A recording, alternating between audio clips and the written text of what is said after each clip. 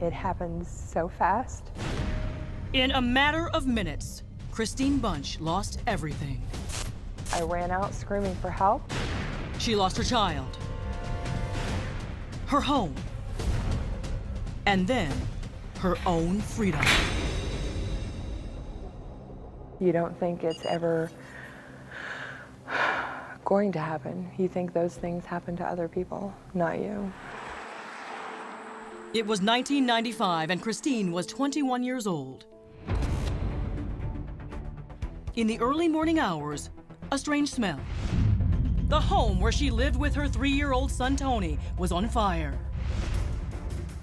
I woke up. I was able to try to piece together what was happening. It was foggy. It didn't register what it was. By the time she realized the room was filled with smoke, a wall of flame stood between her and her child. I tried to get in the doorway. I couldn't. I took a tricycle and broke out a window and tried to climb in and get my child. Despite her frantic cries, Kristine could not save him. Every day since it happened, I wake up and ask why it wasn't me. And why didn't he make it? Instead, she was left to cope with the unbearable pain of losing her child. And just when she believed her life could not get any worse, it became a living nightmare.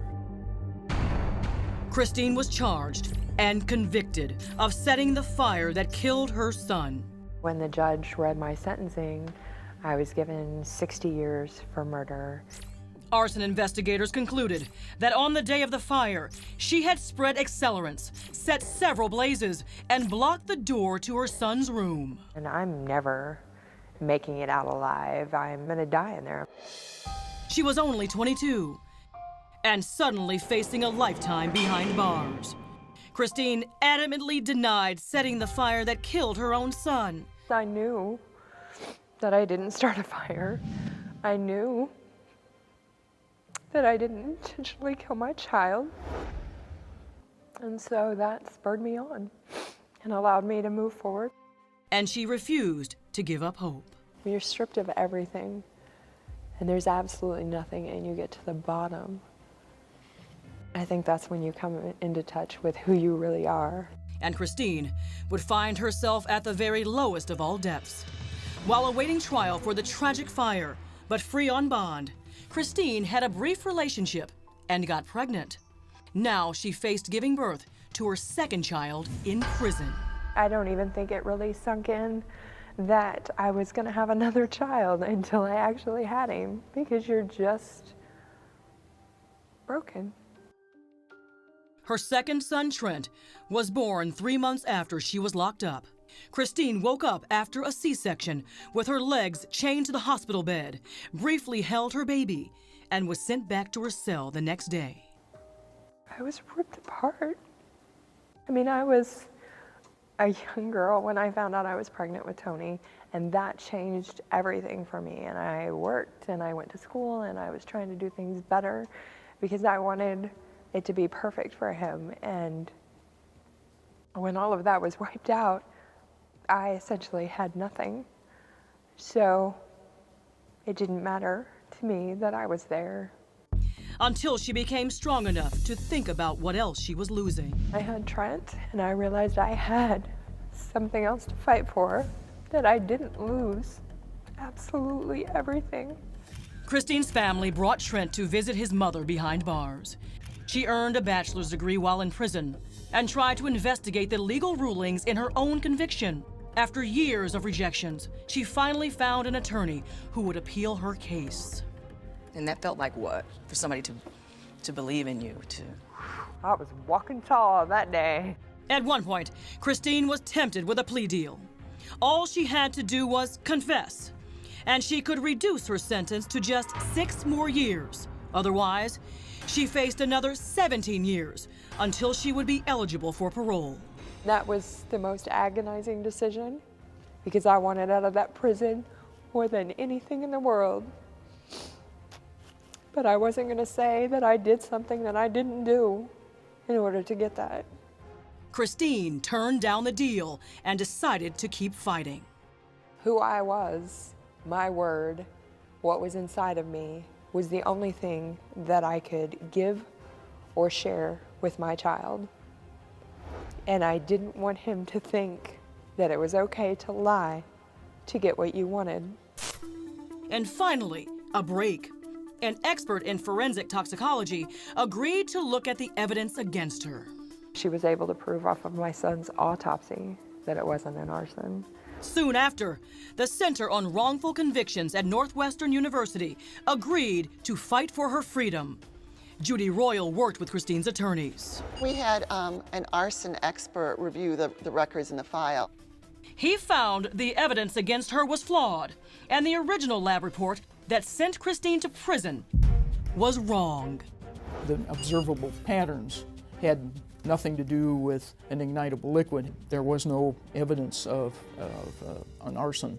It was Kristine's moment of truth. The investigation really went sideways when they declared that all of this complex burn pattern was the result of an ignitable liquid being spread throughout the room. Instead, it could have simply been traces of kerosene used in home heaters that investigators categorized as diesel fuel used to set a fire. I was shocked, very dismayed that they would reach a conclusion that this would have been an ignitable liquid fire set in multiple locations based on what they had.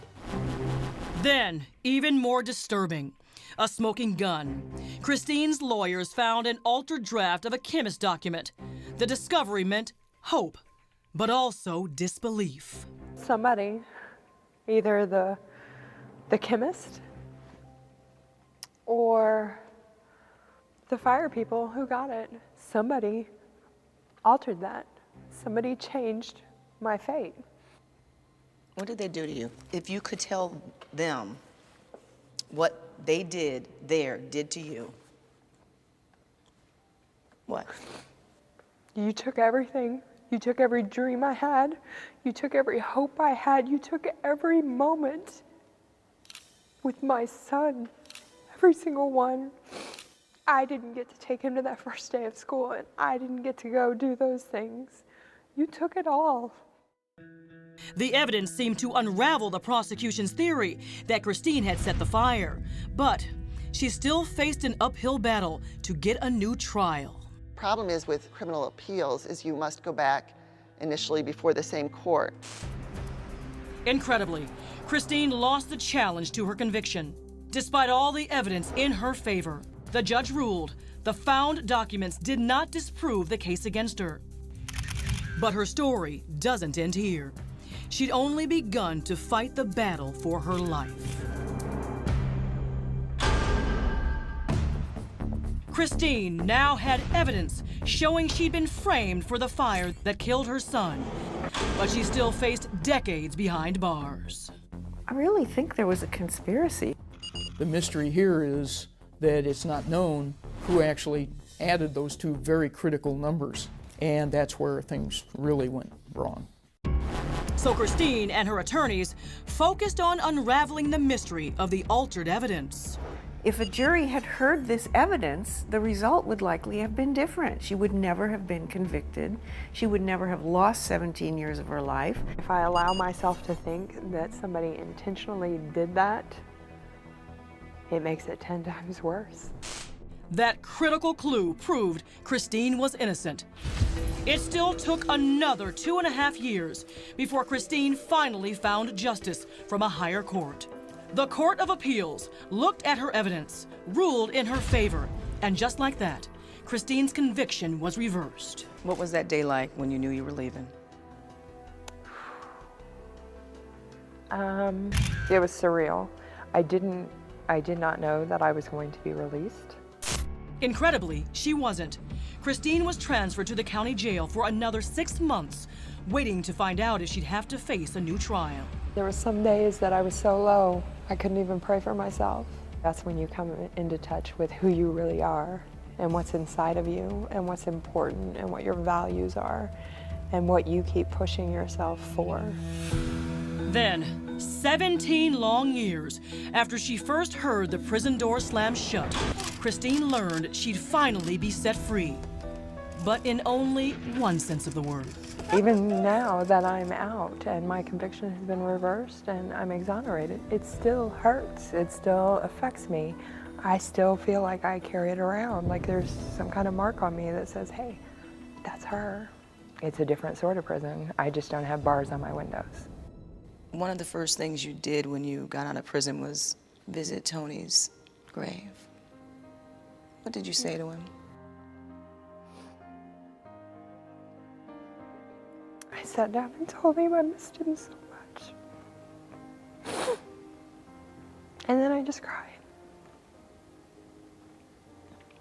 And I wasn't there very long, and I looked up and noticed somebody taking pictures on their cell phone. So I left. Another stolen moment. It's kind of got a thing where I feel like I'm still in prison because that should have been my own personal little piece. And somebody was able to come in and take that too. After years of fighting for her freedom, Kristine now struggles just to survive. When I first got out, they weren't what I thought they were going to be. You don't realize the impact of walking out and you've got nothing but your prison uniform and a bag. You don't even have a toothbrush. She now has an apartment, a job, and a lot of catching up to do. How has those 17 years affected your relationship with Trent? It's not ever going to be a true mother-son relationship. My mom was there for the day-to-day. When I got out, all I did was create more problems because then he had a struggle of hurting my mom's feelings by being with me, or hurting my feelings by being with her.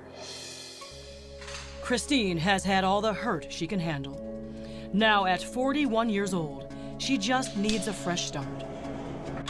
But if prison taught her one thing, it's how to focus on what she wants most from the rest of her life, while still holding on to what she found at the bottom. When you've had absolutely everything taken away from you, you realize that the most important things are you, your family, spending time with your friends, and for that, I'm immensely grateful.